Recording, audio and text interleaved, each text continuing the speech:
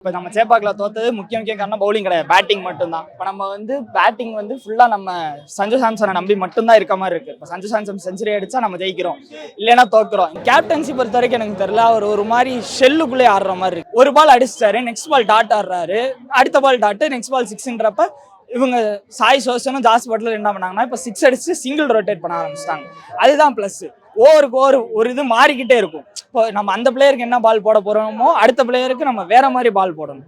அப்படின்றப்ப ருத்ராஜ் அதை மிஸ் பண்றாரோ, ஏன்னா இன்னைக்கு லீட் பண்ணி எடுத்துட்டு போயிட்டாரு, லாஸ்ட் வரைக்கும் விளையாண்டாரு ருத்ராஜ். பட் ஸ்ட்ரைக் ரேட் என்ன, 60 பால்ஸ் ஆடிட்டாரு.